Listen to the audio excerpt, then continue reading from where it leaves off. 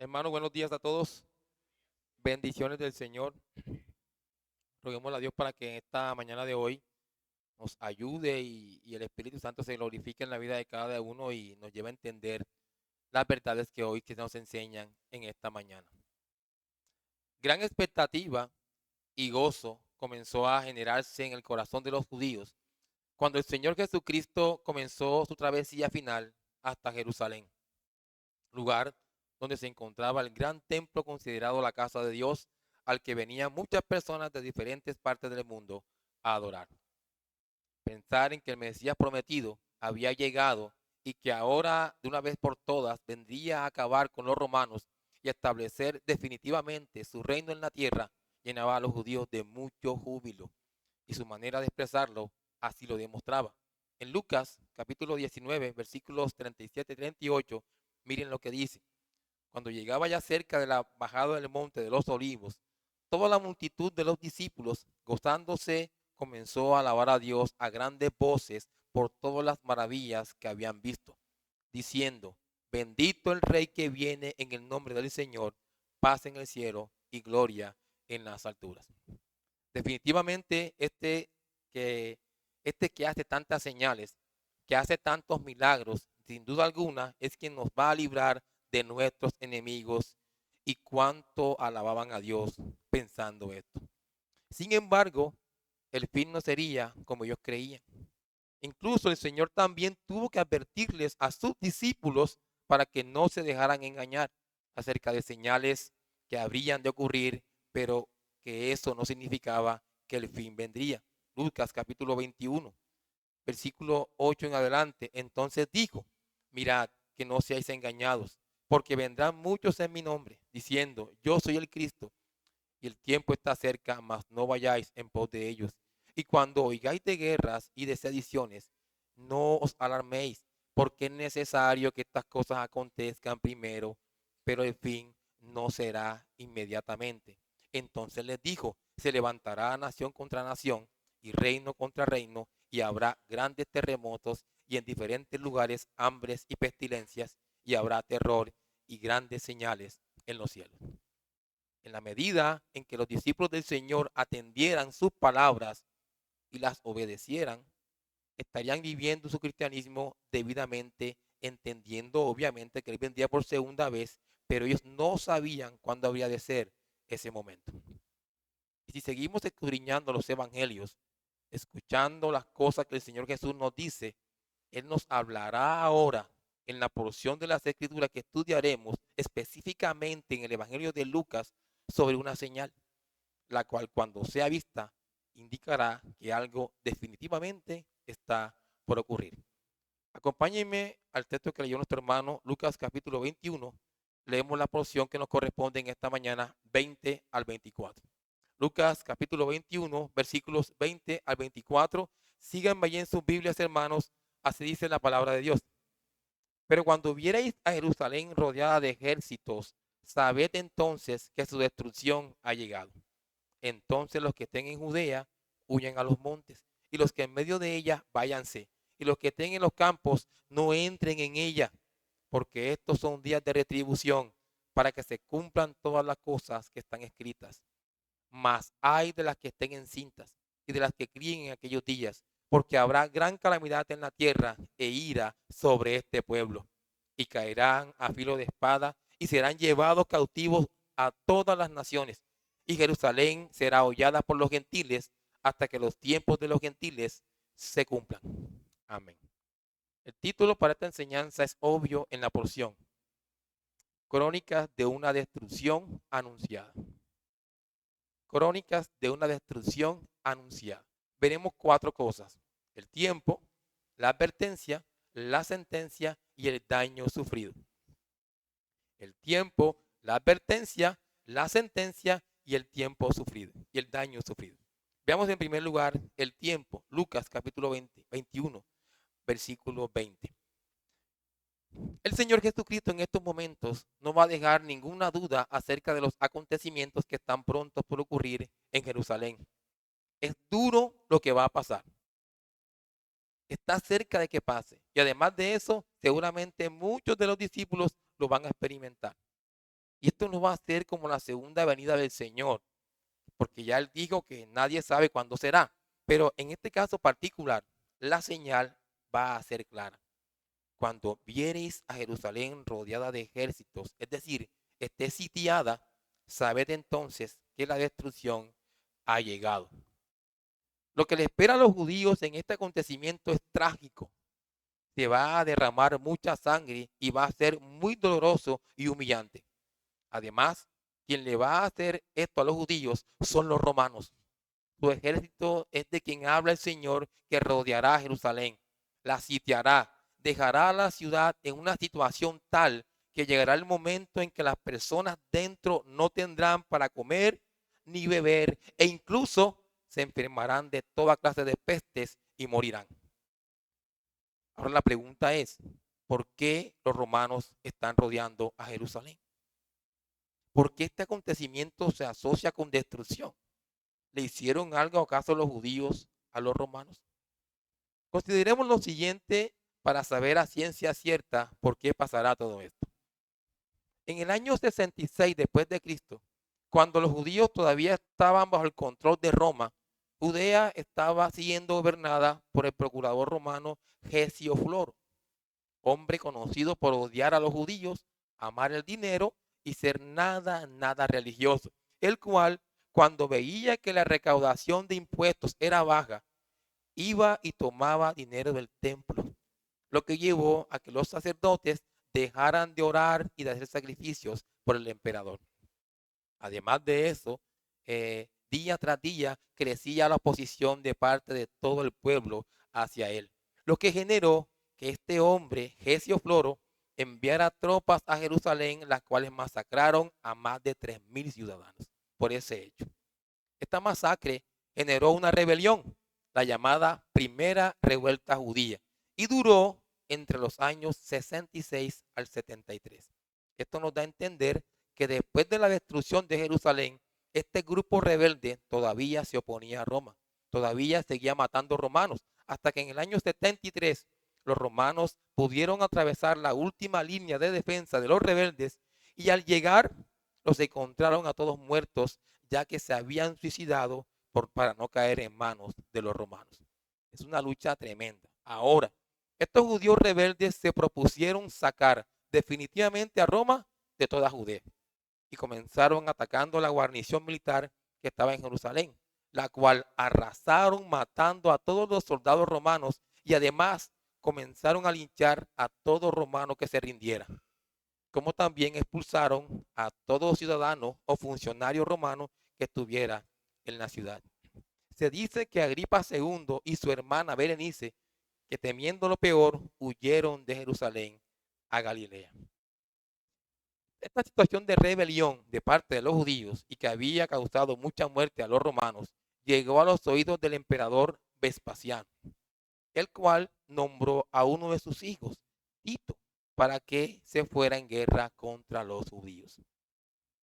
Noten que esta revuelta judía empezó en el año 66 después de Cristo y ahora estamos en el año 70, 4 años después, año 70 después de Cristo. El general Tito va hacia Jerusalén para conquistarla y también tomar su grandioso y preciado templo. Cuando Tito llega a Jerusalén con todo su ejército, se estima que más de 40.000 hombres armados más. Le pidió cuando llegó a los judíos rebeldes que se rindieran y entregaran la ciudad, pero ellos no aceptaron, lo que llevó a que la acercara con estacas puntiagudas, eliminando toda posibilidad de escape. Ahora ven por qué está rodeada Jerusalén de ejércitos. Ven de dónde procede todo eso. Muy rápidamente conté acerca de la historia. Y el Señor es claro, cuando esto pase, la destrucción está cerca. Aunque los judíos no eran un pueblo de guerra, su rebelión le hará mucho daño a los romanos. Y es por eso que van con todo contra los judíos. Esta gente va a destruir, va a arrasar, va a desolar. Incluso la historia no dirá que los romanos sitiaron Jerusalén, luego la tomaron, la saquearon, quemaron el templo y mataron a miles de personas. Y el Señor sabía lo que venía para ellos. De allí lo que les va a decir en el siguiente punto, la advertencia. Lucas capítulo 21, versículo 21. Entonces, los que estén en Judea huyan a los montes, y los que en medio de ella váyanse, y los que estén en los campos no entren en ella. Hay un dicho popular que dice, que conocemos todos, guerra avisada no mata soldado. Y esto es precisamente lo que el Señor va a hacer en estos momentos, avisarles sobre un peligro que viene, para que cuando llegue el momento ellos tomen las medidas necesarias para no sufrir ningún daño. Y lo que el Señor va a decirles sobre lo que ellos deben hacer, ya leímos el versículo, esto que el Señor dijo es contrario al sentido común que dictaba en aquella época. Es contrario. Y es el hecho de que si había algún peligro de invasión o ataque enemigo en la ciudad, lo lógico era que todos corrieran hacia lugares altos y fortificados, ya que eran considerados los lugares más seguros para refugiarse, como lo era el caso de Jerusalén, que era una ciudad amurallada.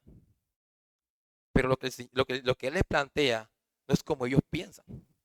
Es por eso que ante la advertencia que el Señor Jesús va a hacer en estos momentos, solamente aquellos que lo escuchen y lo obedezcan van a salvar su vida.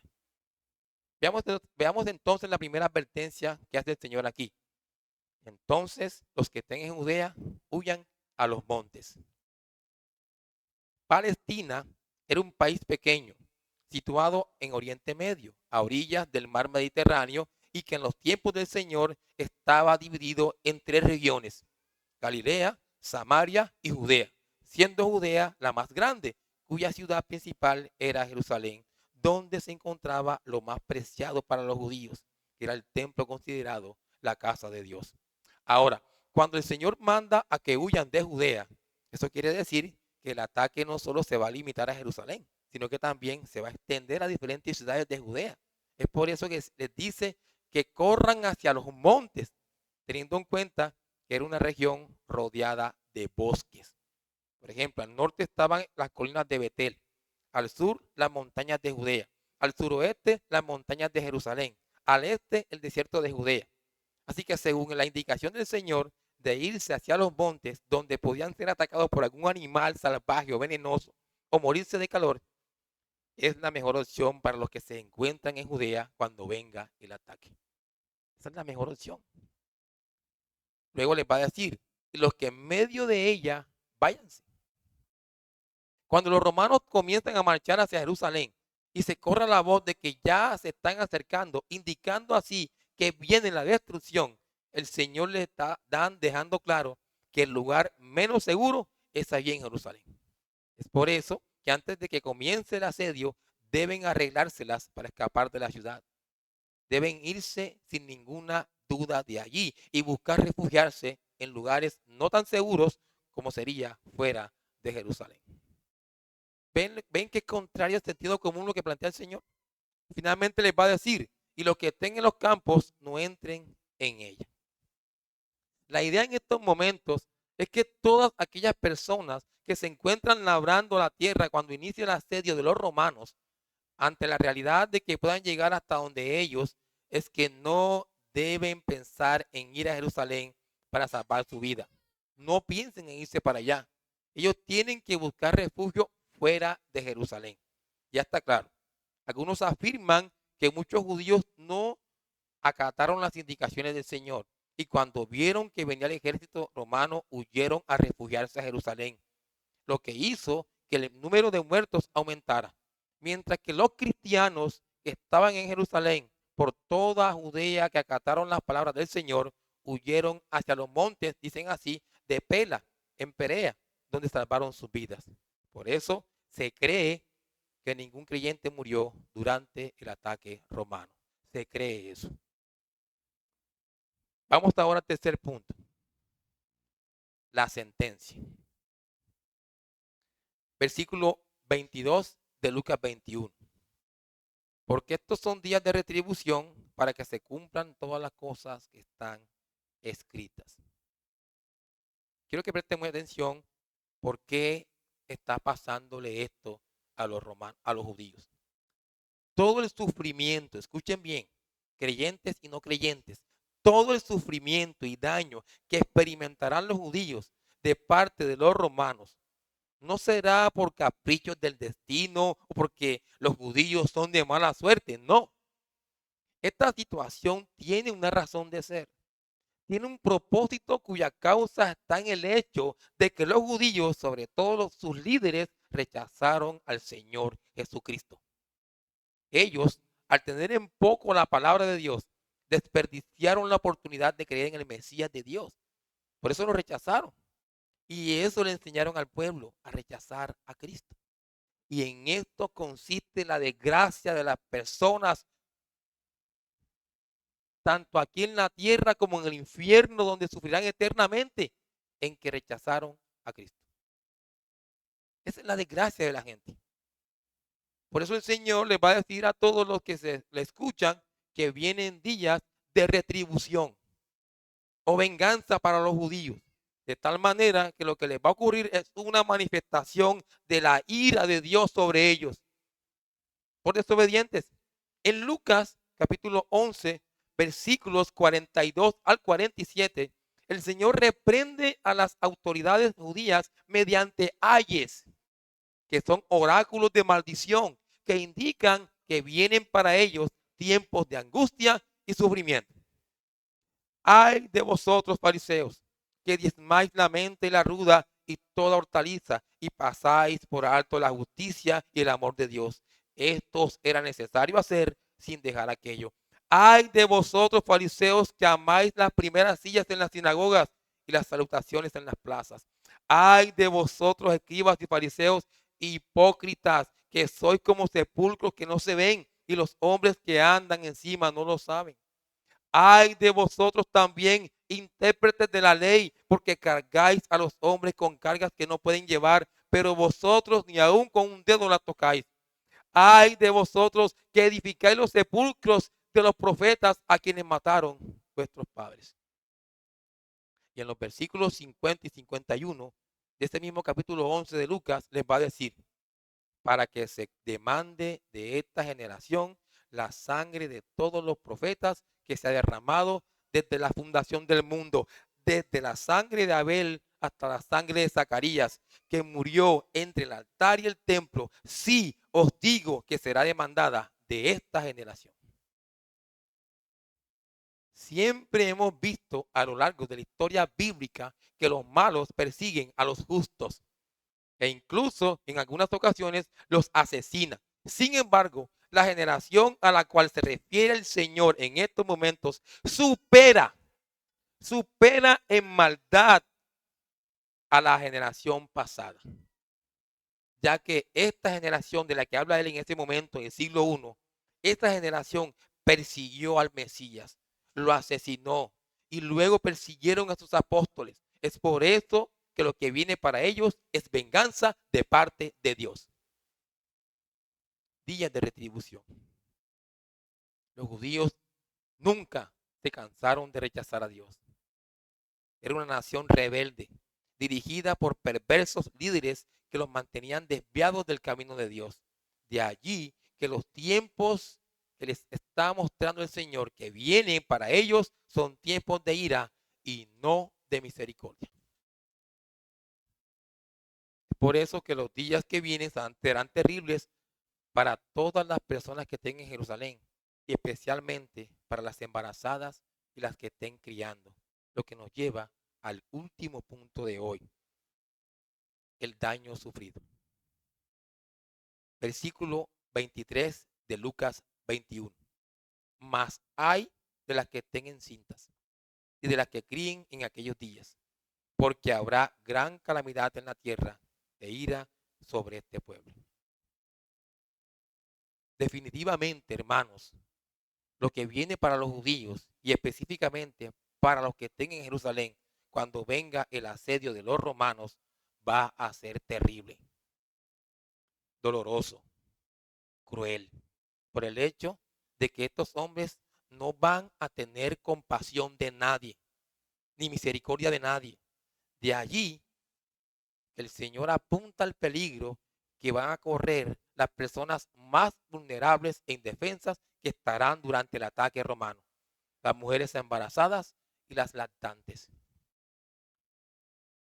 El ay que aparece en el texto indica, repito, que nada bueno va a pasar, que va a ser terrible lo que va a pasar y dará tristeza ver lo que pasa.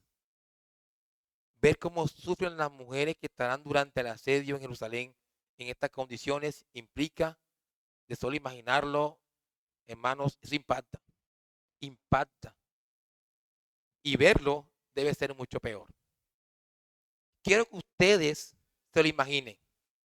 Mientras yo voy hablando, imagínense ustedes la escena de estas personas en este contexto.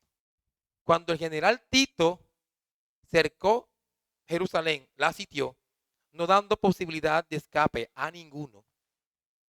Además, en estas situaciones, ya lo dije, se interrumpe el suministro de agua, al igual que el alimento. Y llega el momento en que los que están sitiados ya no tienen para comer nada. Una mujer embarazada que no come, ¿cómo puede sostener a esta criatura que tiene en su vientre? ¿Cómo lo hace? El dolor y la impotencia de esa madre al no poder proveer alimento para su criatura es terrible. Y sentirá como tanto ella como a su bebé que está en su vientre se les va la vida. Qué terrible. El otro caso sería que una mujer que está amamantando a su bebé y no coma, ¿cómo lo va a alimentar cuando la amamanta? ¿Cómo? Ese bebé se irá acabando poco a poco ante la mirada impotente de la madre al no tener para alimentarlo. Es una situación dura, hermanos. Dura. Somos nosotros que si nuestro hijo nos pide algo para comer porque tiene hambre y no tenemos para darle, nos sentimos terrible y nos duele ver a nuestro hijo así. Ahora, ¿cuánto más estas madres sufrirán por no tener con qué alimentar a sus bebés? Duro. Ahora, sigan imaginándose lo que pasa. Imagínense el momento en el que entran los romanos a Jerusalén. Estas madres, sin fuerzas, sin ánimo, angustiadas, ¿para dónde cogen? ¿Qué hacen esas madres? ¿Cómo se escapan? No hay manera de que así de débiles pueden escapar. Por lo que se constituyen en blancos fáciles para los romanos, ya que vienen con una sola intención: destruir y matar. Y ellos no van a perdonar a nadie, hermano. Cuando los romanos entren a Jerusalén, va a empezar la masacre. Y aunque haya resistencia de parte de los grupos rebeldes judíos, los romanos les superan en fuerza. Es por eso que avanzarán dejando a su paso muerte. De allí que el texto diga que es un tiempo en donde habrá gran calamidad, o también podríamos decir angustia extrema, precisamente porque la ira de los romanos será derramada contra todas las personas en Jerusalén. Imagínense el grito, la impotencia, el dolor, el sufrimiento. Terrible. Y así lo confirma el siguiente versículo. Miren lo que dice el versículo. Y caerán a filo de espada y serán llevados cautivos a todas las naciones. Aunque entrar a Jerusalén para los romanos no fue nada fácil, no fue fácil para ellos, porque aparte de que tenían murallas, también estaban los rebeldes impidiendo el ingreso del ejército, los cuales tuvieron que hacer rampas para pasar las murallas y aún así les fue difícil pasar por la oposición de los rebeldes. Sin embargo, cuando los romanos por fin entran a Jerusalén, ya el hambre había matado a muchas mujeres, ancianos y niños. Lo que no detuvo, hermanos, la masacre que haría luego con muchos judíos que habrían quedado vivos. Un trabajo lo hizo el hambre y el trabajo siguiente lo haremos nosotros matando a todo el que esté por el camino. Entonces, a este grupo de ciudadanos que mueren se le agregan los masacrados, que era la resistencia que quedó hasta el fin en Jerusalén, evitando la destrucción del templo, el cual al final fue reducido a cenizas por las llamas. Además, hubieron muchos capturados que fueron llevados presos, a los cuales vendieron como esclavos en diferentes partes del mundo. La crueldad de los romanos cuando entran a Jerusalén es tremenda. Y Jerusalén será hollada por los gentiles hasta que los tiempos de los gentiles se cumplan. Dice el versículo final del versículo 24. El Señor Jesucristo está prediciendo específicamente a sus discípulos que Jerusalén será destruida, pero que además de eso, también que caerá en manos de los gentiles, en este caso, los romanos. Ahora, quiero resaltar tres palabras que se encuentran aquí en esta porción de las Escrituras. Recuerden lo que leí. Y Jerusalén será hollada por los gentiles hasta que los tiempos de los gentiles se cumplan. Quiero resaltar aquí en esta frase del versículo 24 tres palabras. La palabra hollada, que significa pisoteada, y tiene que ver con la profanación de Jerusalén de parte de sus enemigos. La palabra gentiles se refiere a las personas que no son judías. Y la palabra tiempo se refiere a una temporada de tiempo preestablecida, divinamente dispuesta por Dios.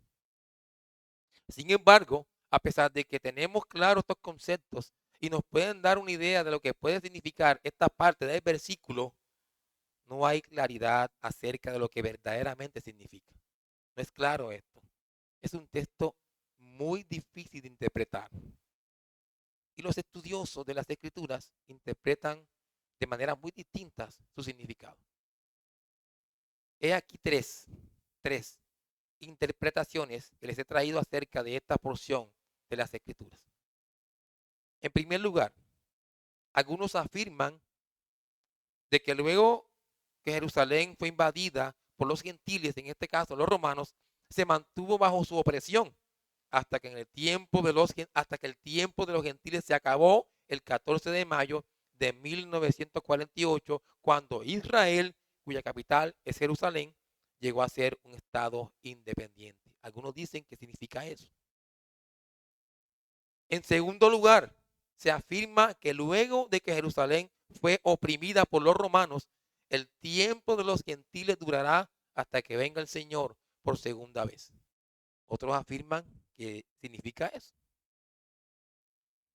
Y en tercer lugar, otros afirman que el tiempo de los gentiles se refiere al momento en que se le predica el evangelio a los gentiles, los cuales en este caso no se refiere solamente a los romanos, sino a personas de diferentes lengua y nación que no sean judíos. Y para esto se apoyan en el libro de Romanos, en el capítulo 11, cuando nos dice que los gentiles, aquellos que creen en Cristo, vinieron a ser parte del pueblo de Dios luego de que los judíos desobedecieron. Tres puntos de vista distintos acerca de este texto sumamente difícil de interpretar que aparece al final del versículo 24. A pesar de lo difícil, hermanos, que resulte explicar este texto, lo que hay que tener claro es que todo lo que los judíos van a vivir se debe a que fueron desobedientes a la palabra de Dios. La gente se va para el infierno porque fueron desobedientes a la palabra de Dios. La gente se va a condenar porque no creyó en Cristo. Es un estándar que nos muestran las escrituras. Apartado del Señor nada puedes hacer. Los judíos no aprendieron de la historia. No aprendieron del éxodo del pueblo que salió de Egipto al desierto. No aprendieron del tiempo de los jueces. No aprendieron de lo que vivieron al final del tiempo de los reyes, donde vemos a un pueblo fracasado y sumergido en el pecado debido a su constante desobediencia a la palabra de Dios. He ahí su fracaso. He ahí su castigo. He ahí por qué la ira de Dios. Y fue precisamente debido a su constante desobediencia, hermanos, y rebeldía, que en el libro de Ezequiel se nos dice que la gloria de Dios se fue del templo. Se fue la gloria de Dios. Y cuando regresa nuevamente esa gloria de Dios en la persona de Cristo, el mismo Dios encarnado, lo rechazan. Rechazan su palabra. Lo rechazan a Él. Lo escarnecen, lo maltratan y luego lo matan, llegando así al colmo de su maldad. ¿Ven lo que este pueblo hacía? ¿Ven, hermanos? Esta generación de la cual habla el Señor en estos momentos es peor que las demás. Peor. Es por eso que la venganza de Él vendría sobre ellos aproximadamente 40 años después que dijo esta cosa. Ahora,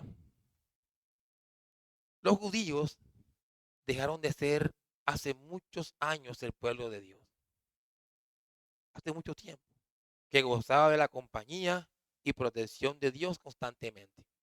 Sin embargo, a pesar de que los judíos ya no sean el pueblo especial de Dios, la Biblia nos enseña que sí hay un pueblo de Dios. Dice 1 Timoteo capítulo 3 versículo 15, para que si tardo sepas cómo debe conducirte en la casa de Dios, que es la iglesia del Dios viviente, columna y baluarte de la verdad. Es la iglesia, hermanos, el pueblo de Dios, donde cada uno de los que la componen tienen al Espíritu Santo morando en sus corazones. La presencia misma de Dios en ellos. Estos son los que han alcanzado la salvación de sus almas. ¿Y saben por qué? ¿Saben por qué han alcanzado la salvación de sus almas? Porque han creído en el Señor Jesucristo como aquel que murió por sus pecados, que resucitó de la tumba al tercer día para darles una esperanza viva, que subió a los cielos a sentarse a la diestra de Dios el Padre, donde se le dio dominio, poder y autoridad sobre toda la tierra, y que de allí ha de venir por segunda vez para llevar a su pueblo a morar con él en la eternidad. Esa es la iglesia. Gracias a Cristo, hermanos, tenemos seguridad de salvación. Gloria a Cristo.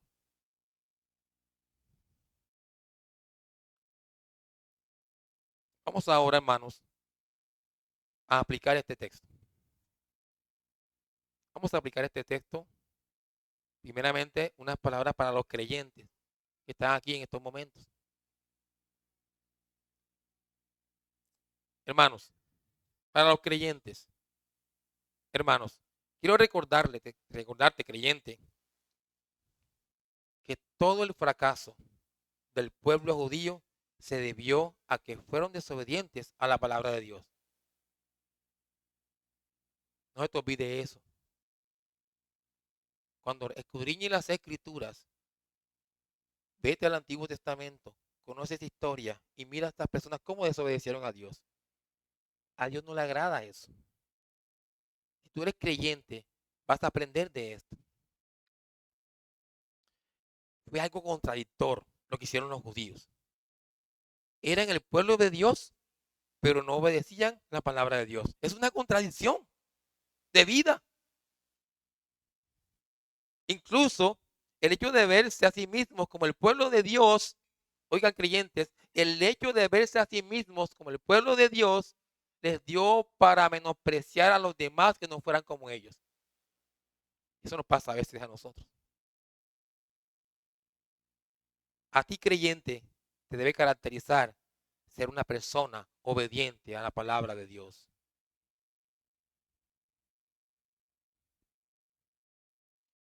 No puedes ser alguien contradictor. Hay muchos en la iglesia que son contradictores. Son, pero no son. Tú creyente genuino que estás aquí, no puedes ser una persona contradictora. Si tú eres creyente, debes, es tu deber, es tu necesidad de andar como creyente. Y si tú escudriñas las escrituras, ahí te dirán cómo debes andar. No siendo perezoso, indiferente, trabajando en la viña del Señor, esforzándote, sacrificándote, dándote por el otro.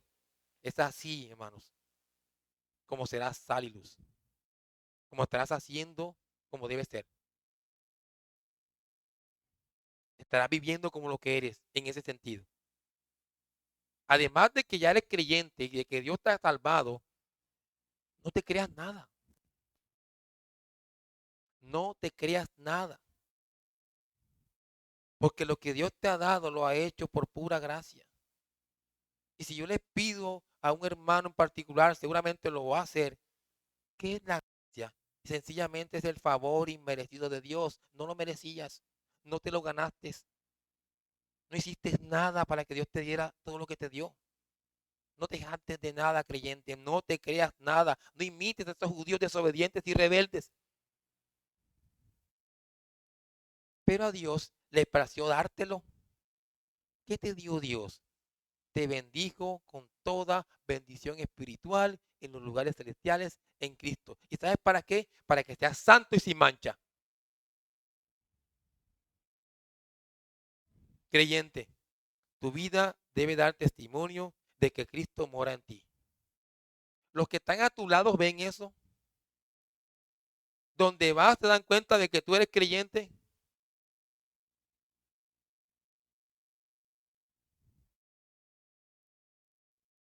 Tu vida, así como vives, debe mostrar que Cristo mora en ti. Los demás deben verlo. Y saben que Dios mismo es el principal testigo de esa vida santa que llevas. Así que nada te detenga, creyente. Que nada te detenga. Si para ti tu Señor es lo más importante, si para ti tu Señor es lo más importante y el amor que le profesas a Él es tan grande y sincero que el amor a tus seres queridos parecerá odio en comparación. Si así es contigo, sigue caminando con Dios. Sigue obedeciéndole. Sigue viviendo para Él. Sigue glorificándole. Me enseñaba esta mañana el pastor Carlos sobre la importancia del día del Señor. Aquí debían estar todos los creyentes. Ninguno debía tener excusa para estar en este lugar alabando y adorando a Dios. Ningún Padre santo y justo va a permitir que ninguno de los suyos esté en otra cosa que no esté adorando a Dios en estos momentos. Eso es lo que va a marcar la diferencia en nuestra vida, que somos santos y que amamos a Dios. Los judíos nos dieron un ejemplo de desobediencia. Nosotros no podemos seguir ese ejemplo. El Señor insistía, sean santos, sean santos. Y ellos no eran santos, no eran santos. A la iglesia de hoy Dios le dice, sean santos, santos deben ser. Y en santidad deben andar, hermanos. Y a veces da orgullo decir que sí lo puedes hacer. Porque tanto tú como yo tenemos al Espíritu Santo. Así que creyente, adelante que sí se puede. No importa cuánta debilidad tengas, cuánto se te olviden las cosas, cuánto luches, cuán lento avances, sigue. Dando fruticos, no importa, sigue creyente. Es para adelante que debes ir. Y que Dios te bendiga y se glorifique cada día en tu vida.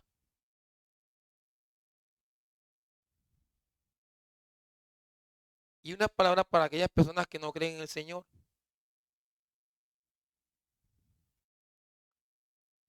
Para las personas que hoy nos acompañan aquí en estos momentos y que no han creído en el Señor Jesucristo, les quiero recordar que el gran problema de los judíos que por el cual van a ser castigados por el Señor y que muestra cómo llegaron al culmen de su maldad fue porque no creyeron en Cristo.